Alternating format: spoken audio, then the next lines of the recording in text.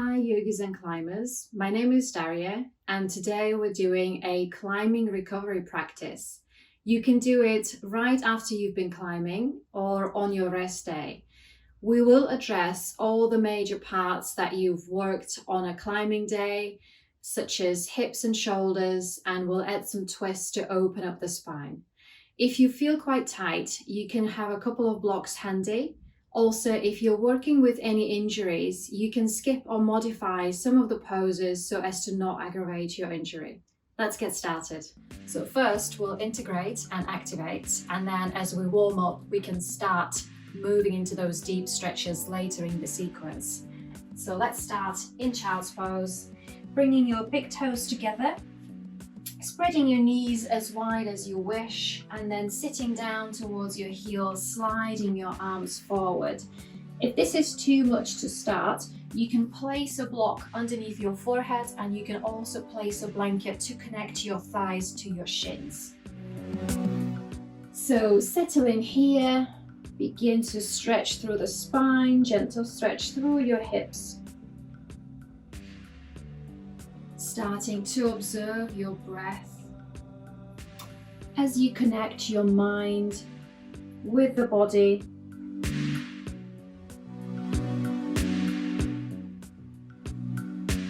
Focusing on the present, bringing deep breaths into the system. If you're familiar with the Ujjayi breath, you can start inviting that deep breathing here and then continuing into the sequence, signaling your body to begin to release after a hard day of climbing, and then push onto your all fours. Let's start to warm up the spine, releasing the tension here into the cat and cow. So start by dropping your belly down, lifting your gaze up, arms stay straight, everything is hip distance apart, and then exhale as you round the spine. Keep flexing, the navel goes in, drop your head down, gazing towards your knees, and then keep going with your own breath. We'll do about 5 rounds here. It's nice to release through the pelvis and low back. If you were carrying pads or a lot of gear, this is really nice to start.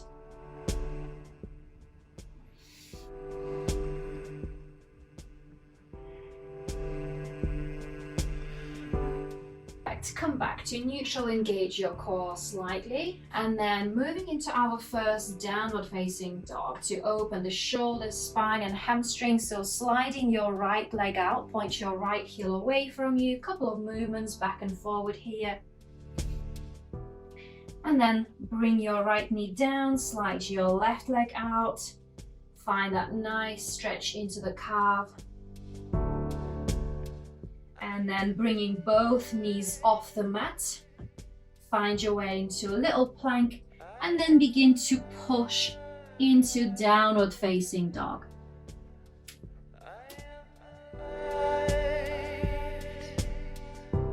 So with your first down dog, allow yourself to stay quite fluid here. Don't stiffen up.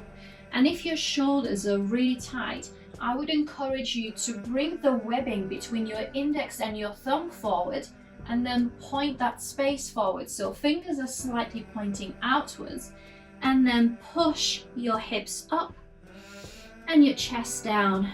And let's not obsess about straight legs over here.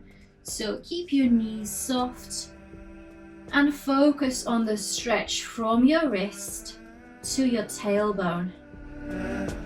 Lifting the navel in and up, and then bringing your right heel down, left knee bends, push the floor away from you,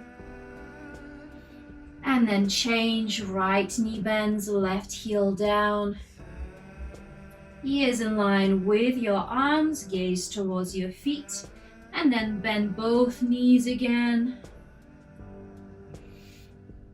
Perfect. And then stepping your feet forward to the front of the mat. And find your way into a ragdoll. So connect to your feet, relax your spine, let go in your neck, and allow your head to be heavy. And keep your knees bent here to start, protecting your knees, but also allowing your spine to release fully. So that movement doesn't stop in your pelvis when your legs are straight, but it keeps going from the heels all the way through the posterior side of the body. And I'll invite you to do some gentle swaying here, bouncing lightly up and down and to sides. You can close the eyes.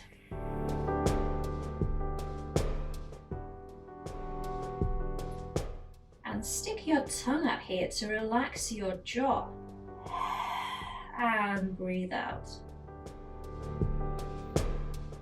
One more deep breath in. And inhale, halfway lift. And exhale, step into plank. Lower all the way down onto the floor. Inhale into your back bend. Exhale, downward facing dog. 3 breaths here.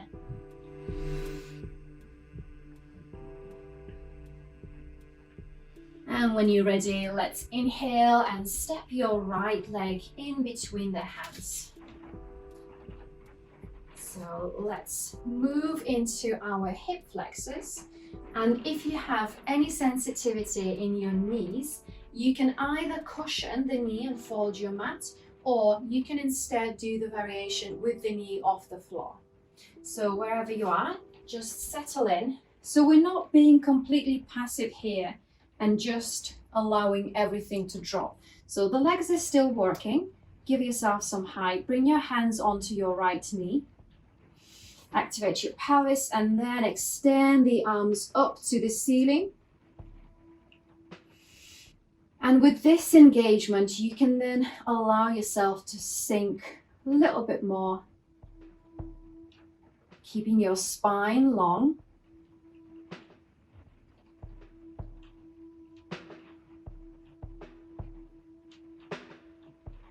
Let's release your hands down, left hand in line with your right foot, and find twists. So right hand goes onto your right knee first. And then when you're ready, open up, bringing the right arm to point up to the ceiling for 5 breaths. Same option here, the left knee can be off the mat if you don't want to bring a lot of weight on the knees. Keep spanning your chest up to the ceiling. And then release. And find your way into lizard. You'll need to shuffle your right foot to the outer edge of your right hand. Both hands are staying shoulder distance apart underneath your shoulders. And for some of you, this could be quite intense already. So don't forget to use deep breath to release into the hips, sending your out breath to where it feels most intense. And you've got options here. So next, you can either move onto your forearms. You can use up a block here to go halfway and bring the floor closer to you. Or you can lower all the way down onto your forearms without the block. But equally, you can just happily stay here with your arms straight and check that your shins, your right shin and your arms are in one line. Keeping the spine long. 3 more breaths on this side.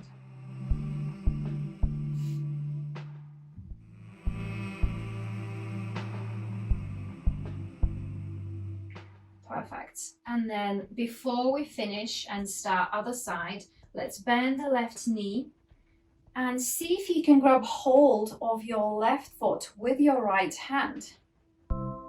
for a quad stretch. So I know most of you will loathe it. It's not an easy stretch, but let's just stay here for a few breaths. Keep gazing up to the ceiling, keeping your chest open.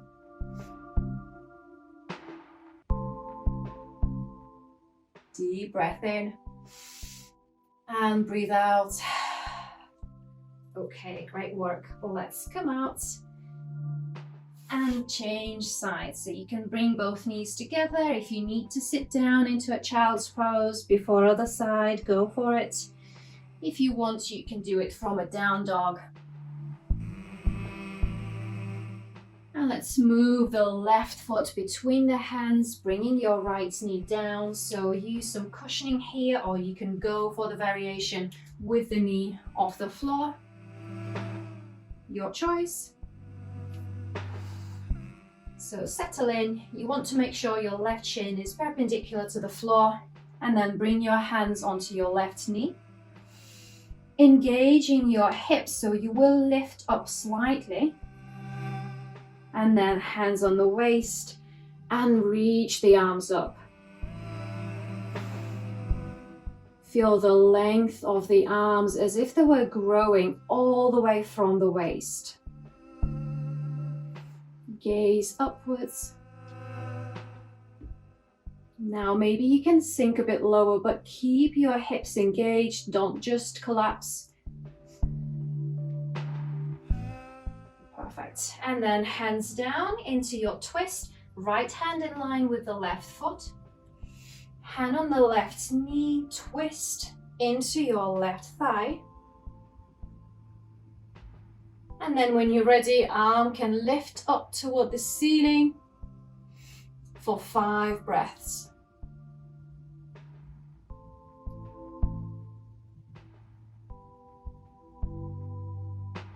Your core is lightly engaged here. And the twists, they help us neutralize the spine after a lot of stress during climbing. And then move into our final pose on this side, into lizard. So shuffle your foot to the outer edge of your left hand.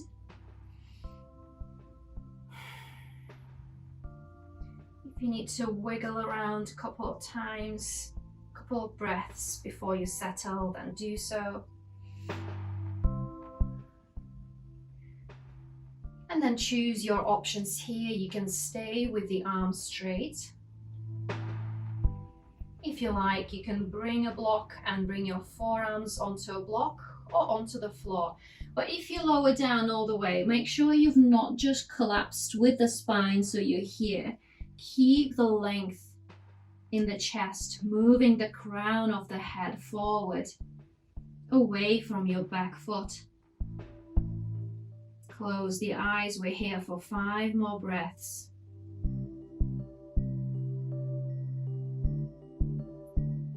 Left knee pointing up.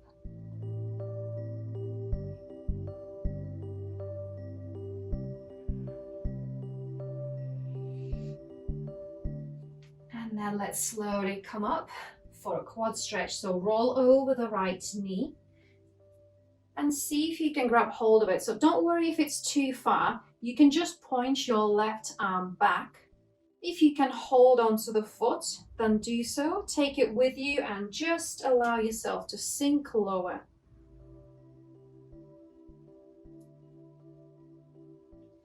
And this does become easier with practice. Speaking from experience. Okay, well done. Let's release and find your way back into down dog. Now both legs should feel nice and long. Observing those small changes as we move the body.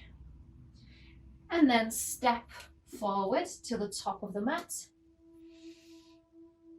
Inhale, lifting your chest to halfway lift. Exhale, folding down. And then allow yourself to lower into a squat, pointing your toes in the same direction as your knees. So keep things symmetrical if you can. Bringing your hands in front of the chest, pushing your knees open. So for some of you, this might not be available. And you can either place a blanket underneath your heels. If your heels are in the air, you can play with the distance between your feet. Or if that's not available, you can also place a block underneath you and sit up on a block for your squat. So do whatever you need. Let's open up the spine and the hips. Breathe deeply. Allow yourself to sink lower.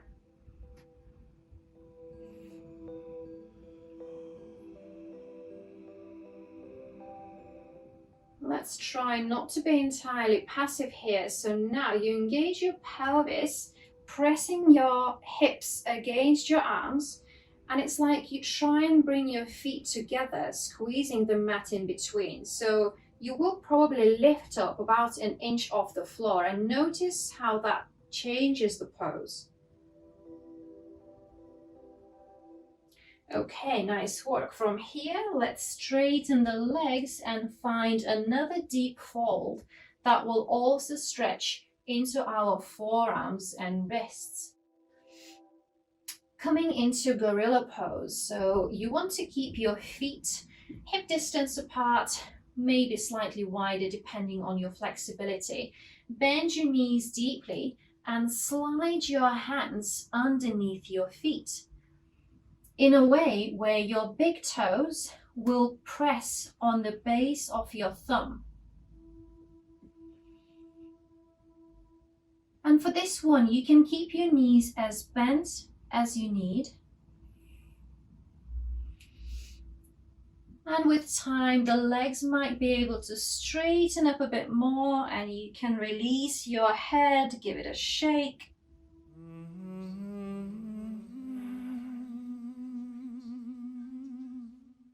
Maybe like rocking backward and forward.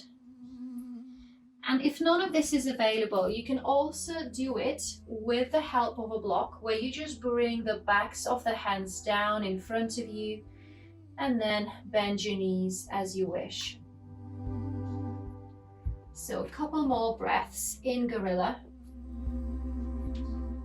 Engaging the shoulders and the muscles of your back to pull chest closer towards your knees.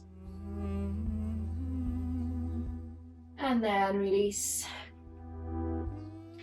Inhale, halfway lift. And then exhale into plank. Lower yourself down to the floor. Just settle down onto your belly for some shoulder stretching. And now let's go into the shoulder girdle. So be careful of this pose if you have any shoulder injuries, particularly rotator cuff. You can go into locust. And if you're doing the shoulder stretch, let's take a moment to set ourselves up. We're not going with the arms straight, we're going with the elbow bent, which is more intense and needs less getting into it to really benefit from the stretch. So first, your right elbow is in line with the shoulder, and now move your hand just an inch or two forward. So elbow is above the shoulder line. Stay here. Begin to use your left hand to roll onto your right shoulder without lifting yourself up. So stay low. And first, you can maybe stack your feet, or if it feels good here, bring your left foot behind the right leg. And you can totally rest the right side of the head down. You can bring a block between your ear and the floor. And here for 10 breaths.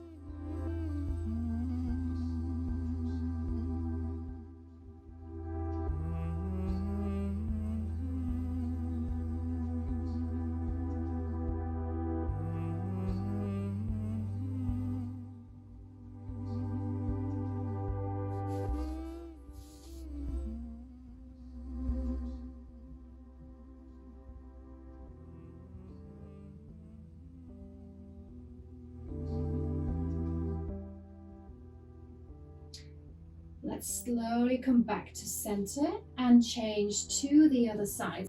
So now left arm in front of you, bend your knee, left elbow in line with the left shoulder. Push it up just an inch so elbow is above the shoulder line. And now roll over your left shoulder. The right knee can step over the left leg. And you may notice the difference in your shoulders right away, so I can feel it much more intensely.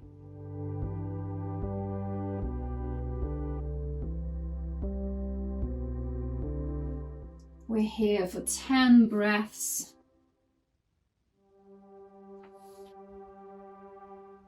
And this pose is such a brilliant stretch. It reverses our body's habits from climbing and hunching, supports the mobility of your shoulder joints, and provides the release for the upper back, where we hold so much tension. Okay, and come back to center. Nice work. Let's move into locust, so inviting more back bends into the system, into the body, supporting our low back. So engaging your feet, tucking your toes, straighten your legs, and now inhale, lift your legs up. You can point your toes and lift your arms and your chest, using the muscles of your abdominal wall to hold yourself in this position. Keep your legs strong. Open up the shoulders. Strengthen the back. Hold it here for 3 more breaths. And then exhale, release, hand on hand, rest your forehead on hands.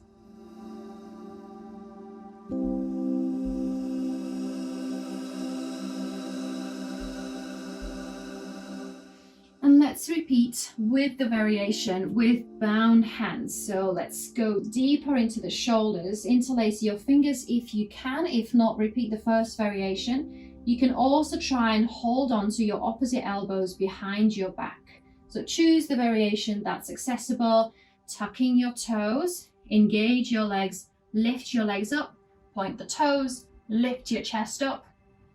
And keep your neck long here. Don't drop your head back. 5 breaths.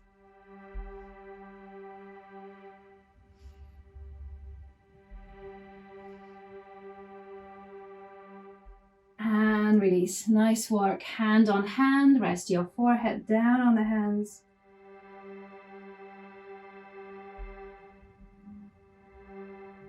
Sit back into a child's pose for a quick compensation.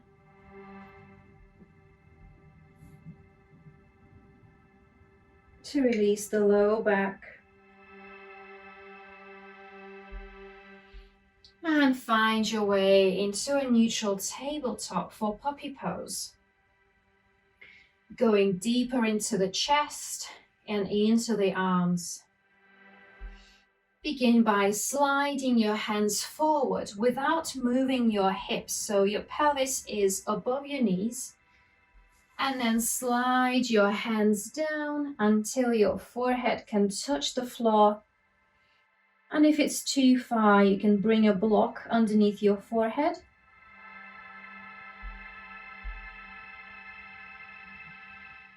And then if you've got more space in the chest, you can bring the chest down and prop your chin onto the mat. And there's a big tendency here to overarch your low back like I'm doing now. So if you do it, you want to engage the low back, engage your core, and neutralize some of that overarching. Keep it secure.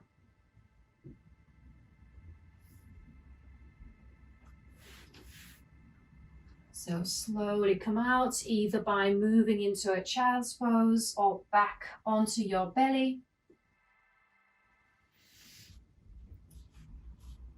And now let's sit onto your heels. So moving into the area that is very hard working when we're climbing, let's move into the toes.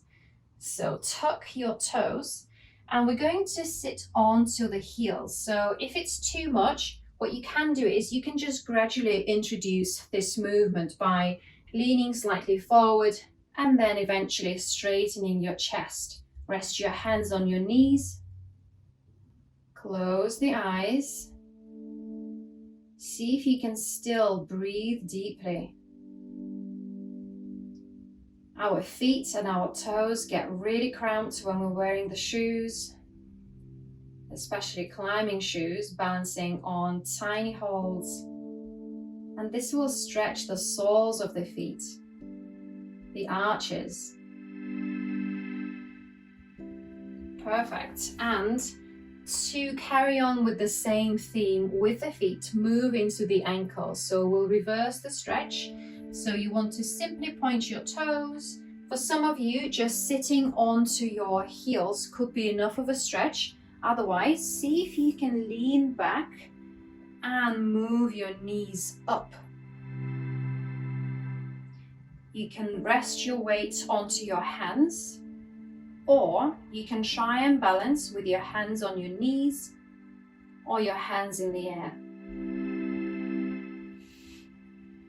Maybe close the eyes, another 10 breaths here. Notice the sensations in the legs, the ankles, the shins. For some of you, this might well be the hardest pose of the sequence today.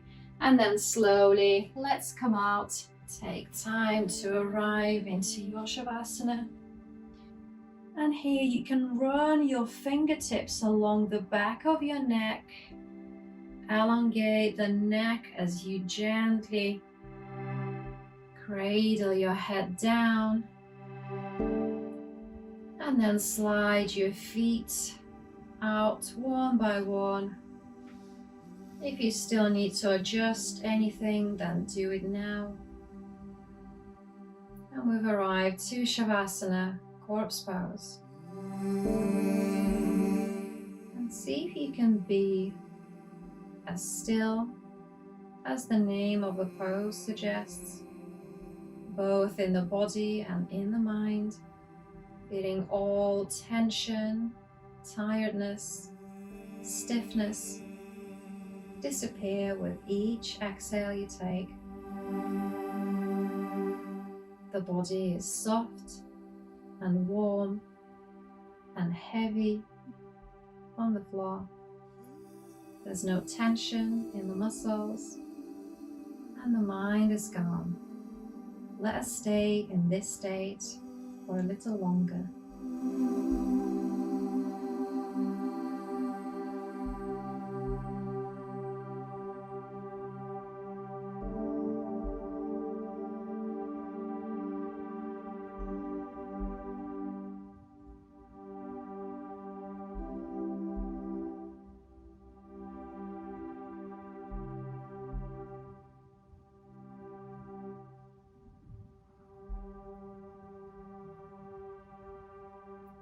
You can stay here for as long as you wish.